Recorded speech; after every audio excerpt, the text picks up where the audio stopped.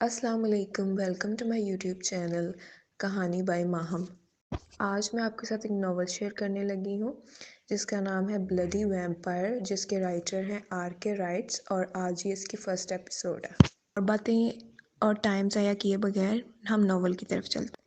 یہ منظر ناروے ملک کا تھا جہاں پہ 6 مہینے شام اور 6 مہینے صبح ہوتی تھی، اور یہ مہینہ شام کا چل رہا تھا جس میں صرف 1 مہینہ باقی تھا۔ وہاں پر ڈارک نائٹ کلب میں اس وقت میوزک ہال میں سب لڑکے لڑکیاں ڈانس کر رہی تھیں، مگر سٹول پہ بیٹھا وہ مسلسل ڈرنک کر رہا تھا۔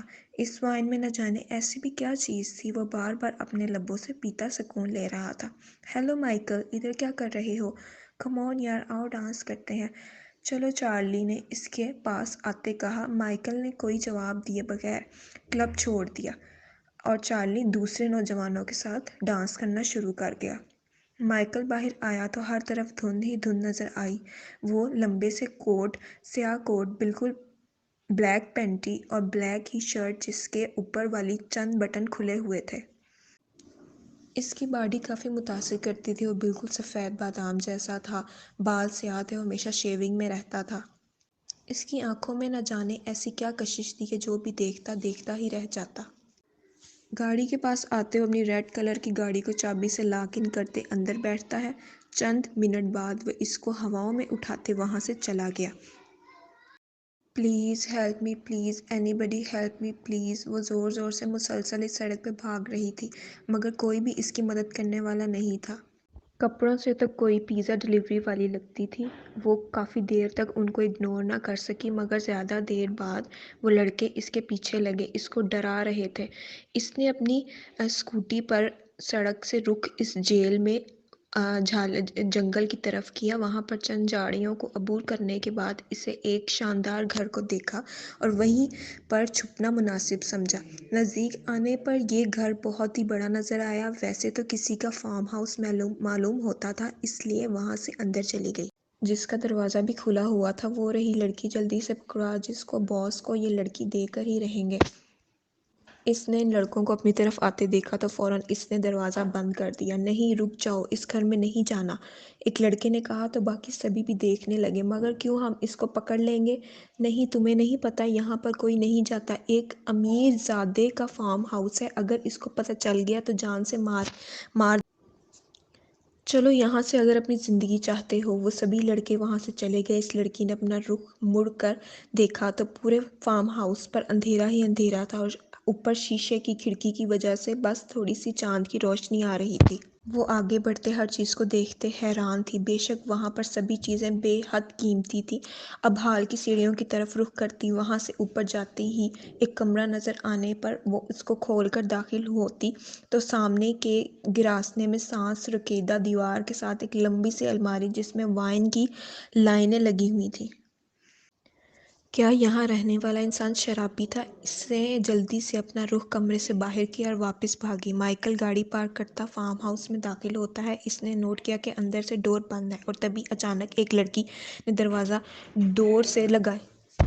لڑکی نے دروازہ کھول کر دوڑ لگائی اور بے ساختہ وہ مائیکل سے ٹکرائی۔ مائیکل اس لمحے سے واقف نہیں تھا، اس لیے وہ پیچھے کی طرف زمین پر گرا۔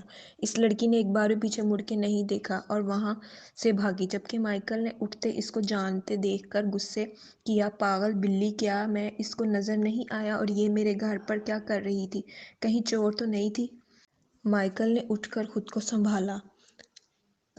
البتہ مجھے کیا لگے، وہ اپنے کوٹ کو جھاڑتا کہتا ہے، مگر اس لڑکی کے ٹکرانے کی وجہ سے اس کو خوشبو سے کپڑوں میں سمائی۔ وہ ساکت نے اندر اتر رہا تھا۔ یہ تو انسان تھی، مگر وہ یہاں کیا کر رہی تھی؟ اور اس کی خوشبو مجھے پیاسا کیوں کر رہی ہے؟ اس لیے ہی انسانوں سے دور رہتا ہوں، مگر جو بھی ہو اس میں ایک الگ ہی طلب ہے۔ اس نے اپنا رخ اندر کیا اور وہاں سے گزرتے وہ اپنے کمرے میں گیا۔ وہاں سے ایک وائن لیتے وہ فارم ہاؤس کے ٹیرس پر چلا گیا۔ میں نے خود سے وعدہ کیا تھا کہ کبھی کسی زندہ انسان کا خون نہیں پیوں گا، مگر اب لگتا ہے کہ یہ وعدہ توڑنا پڑے گا۔ وہ ہلکے سے مسکراتے وائن کو پیتا ہے۔ اس وائن میں بلیو کا خون تھا۔ تھوڑی دیر بعد اس کو اپنے کانوں میں عجیب سی آواز سنائی دی۔ گائز کام کرتے ہیں کہ پہلے اس لڑکی کا ریپ کرتے ہیں پھر باس کو دے دیں گے، اور ویسے بھی باس کو کون سا خواب آ جانا ہے کہ ہم نے ایسا کیا۔ مائیکل نے بھی ابھی اتنا ہی سنا تھا کہ اپنی آنکھیں غصے سے سرخ کیں اور پل بھر میں وہ کسی بجلی کی رفتار میں وہاں سے غائب ہوا۔ پلیز پلیز مجھے جانے دو، پلیز پلیز مجھے جانے دو، پلیز پلیز۔ ان کی باتیں سن کے وہ رونے لگ جاتی۔ چپ، ایک دم چپ، بند کر اپنی بکواس۔ ایک لڑکا اس کے پاس آیا اور اس کے کوٹ کو اتارتا ہے۔ پلیز مجھے جانے دو، وہ چیختی چلاتی ہے۔ اس کے مسلسل جانے کی رٹ سن اس لڑکے نے اس کو ایک سرد تھپڑ مارا تو اس لڑکی کے لب کنارے سے پھٹے۔ وہ اب دوبارہ نہ بولی۔ اس کے کوٹ کو دور پھینکتا، اب آگے کے غلط ارادے رکھتا وہ لڑکی روتی آنکھیں بند کرتی ہے کہ وہی ہر وقت روکا۔ اس لڑکی کے آنسو آنکھوں سے نکل کر زمین پر نہیں گرے تھے کہ وہ ہوا میں ٹھروگے۔ وہاں پر ایک وجود ایسا بھی تھا جو ان سب سے مختلف تھا۔ وہ حرکت کر سکتا تھا۔ وہ آہستہ سے چلتی اس لڑکی کے پاس آیا ہے۔ پھر وہ وہی خوشبو کی مہک اس کو پاگل کر رہی تھی۔ اس نے خون دیکھ کر خود پہ کنٹرول کرنا چاہا۔ وہ اپنا مائنڈ دوسری طرف کرتا اس لڑکے کے پاس آتے، اس کی گردن پر جھکتے، اپنے دانت بڑے کرتا، خود کو اسے خون سے سیراب کرتا ہے۔ واپس پوزیشن میں آنے پر اس نے اس لڑکے کے ہاتھ سے کوٹ تھاما اور لڑکی پر پھینکے کے انداز میں وہاں سے چلانا چاہا، مگر دوبارہ سے خوشبو نے اجازت نہ دیا۔ کچھ میں ارادے رکھتا اس کے پاس آتے ٹٹکتی باندے دیکھتا ہے جو اپنی آنکھیں بند کر رو رہی تھی۔ اس نے ہوا میں نمی والے آنسو کو اپنے لبوں سے لگایا۔ اس لڑکی کے پاس آتے اپنا جھکاؤ اس کے لب پر کیا۔ ان دونوں کے لب آمنے سامنے تھے، فاصلہ صرف ہوا کا تھا اور درمیان مائیکل نے اس کی بند آنکھوں کی طرف دیکھا۔ پاگل بلیو اتنا کہتے اپنے انگوٹھے سے اس کے لب سے خون کو رگڑتے اپنے انگوٹھے کو اپنے ہونٹوں سے چوم کر پیتا ہے۔ اس نے اپنی آنکھیں سرخ کر لی تھیں۔ وہ پھر سے ویمپائر بن رہا تھا اور وہ جب بھی اب ایسے بنتا تھا تب بھی وہ کسی کی جان لینے سے قاصر نہیں ہوتا تھا۔ اس نے لڑکی کے پاس آتے اس کی گردن پر اپنی انگلیوں سے نبض دبائی جس کی وجہ سے وہ بے ہوش ہو گئے۔ پھر اس کو گود میں ہی وہاں سے لے کر چلا گیا جبکہ وہ اب پھر سے سرخ آنکھوں کو تاپل بھر میں غائب ہو گئی۔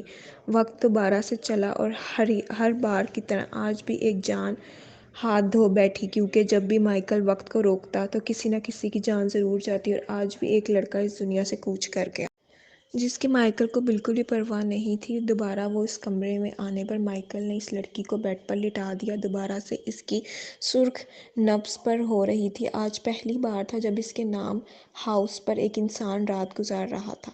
وہ جب بھی اس کے پاس جاتا تو فوراً اس کی آنکھوں کا رنگ چینج ہو جاتا۔ وہ ابھی تک اسے دور نہیں ہٹا تھا۔ مائیکل نے خود پر کنٹرول کیا اور وہاں سے باہر چلا گیا کیونکہ وہ خود پر کنٹرول نہیں کھونا چاہتا تھا۔ اس نے اب بار اس لڑکی کے پاس جانے سے آنکھوں کے سرخ ہو جانے کا حل نکالنا چاہا۔ چارلی اور بیلا گھر آ گئے تھے۔